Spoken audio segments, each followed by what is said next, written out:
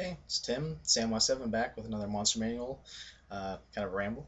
The next creature is the Triton. This is something else that travels in the water. 3 hit dice. It comes from the elemental plane of water and has some psionics. I don't know. It's just basically another sea humanoid. Like again, some of them they kind of just all taste the same to me, same flavor. Troglodyte is next. 2 hit dice.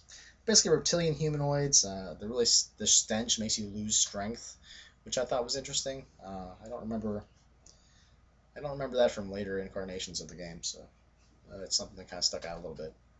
Um, Troll has 6+6 hit dice. Basically strong, has good nose, good infravision, which is like sort of like a dark vision for the new school guys. They can regenerate. Their parts can be severed and reattached, and they still live. And actually, if you don't chop them all up and keep them separate, they will attach. Sort of like dropping mercury on the ground, you know. And you need to burn them or kill them with acid. The turtle is next. I don't know. There's sea snapping turtle, giant turtle, which are basically 10 to 15 hit dice. It's a big turtle. It's not as cool as the dragon turtle, but I don't know. It's there. The Umber Hulk, which is 8+8 hit dice. They have iron-like claws, make some good diggers. They eat other monsters. And, of course, humanoids and any people that come down into the dungeon to see what's going on. If you look at their eyes, you become confused, which is kind of different. I don't know. And, like I said, they have big mandibles, so they can do some damage to you. Next is a unicorn. They have 4+4 hit dice, and they're good. They like elven and human females, but who doesn't? They can make those females can make them steeds. I know I've had several campaigns with girls that they wanted a unicorn, not familiar, but basically just like a riding beast, you know, to kind of hang out with. The horn is of course magical and cures all sorts of ailments, immunity to poison. They can dimension door. They have good saving throws. It's interesting in the old school games how the saves are listed as, like for instance, for the unicorn, they save as if they were 11th level magic user. So everything is basically from that table that tells you what your saves are. Instead of like other games that just list the actual saves. So I thought that was interesting. The vampire is next, and these are the non-sparkly the sparkly can. Oh, yeah, they're basically old school vampires. I can't talk. 8+3 hit dice. Power restored by resting in the soil of their grave. They have an 18/76 strength, and that slash is basically on a 1 to 100 scale, so you can tell how strong they are. They have level drain. They're affected only by magic weapons. They regenerate, and they can go gaseous at 0 hit points, and then regenerate later. They have all sorts of undead immunities. Yeah, they're much more old school, and garlic, things like that affect them. There's a giant wasp. There's a water weird, which has 3+3 hit dice. It comes from the elemental plane of water. It's basically a serpent made out of water. So kind of remind me of the Abyss when the aliens use the water with a face on the end of it. That's kind of what they're like. You have to save versus paralyzation or be drowned, so that's kind of creepy. And purify water kills it. So that's again just some silly spell that you might not use for anything else kills these things. There's a giant weasel, a whale. There's a white 4+3 hit dice. And they inhabit barrows and burial mounds. Only affected by silver magical weapons. Level drain. Raised dead kills them. And I don't know. Undead. They have all sorts of undead immunities. If you're killed by a white, you become one. Will-o'-the-wisp, 9 hit dice.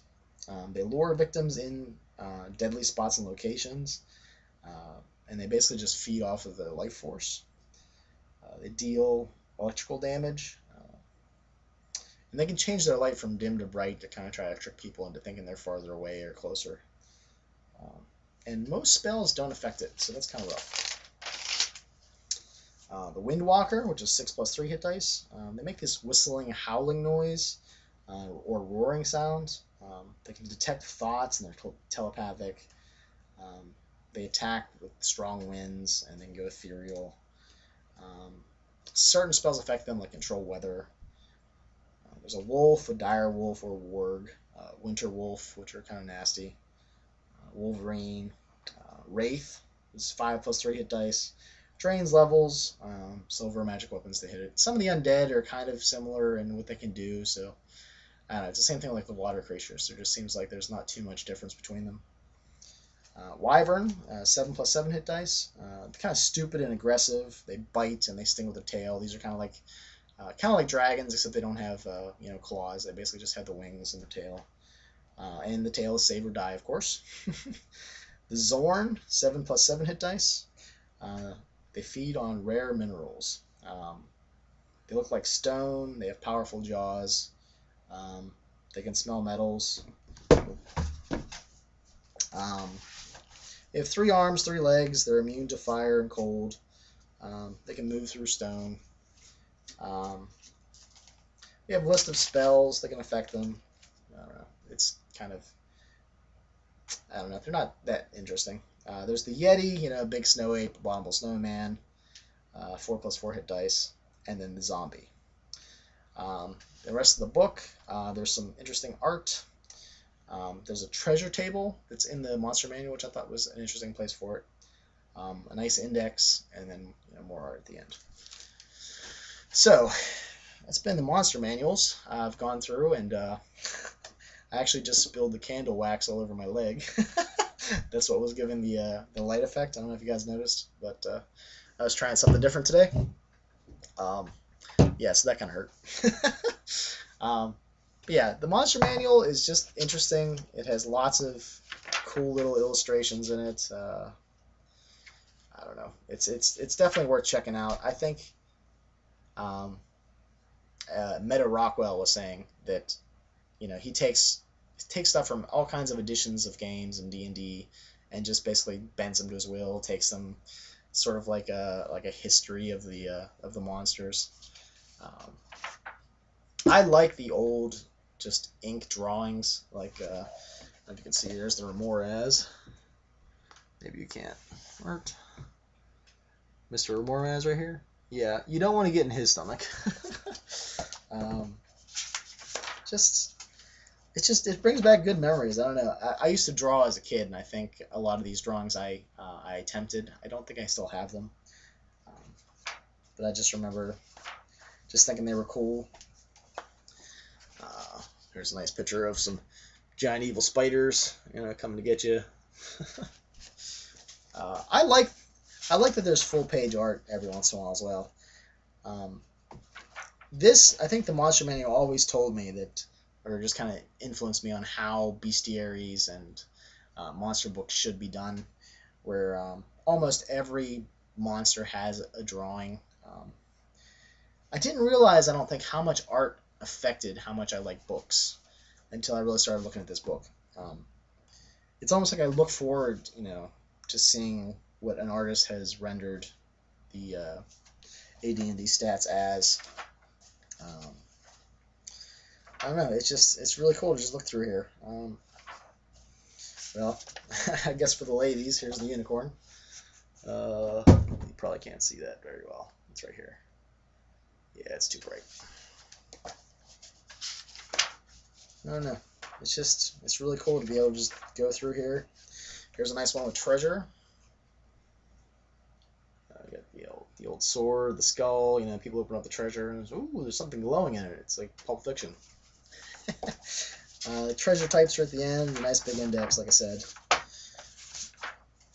And there's one more picture I wanted to show you guys. Just facing off against all the big baddies.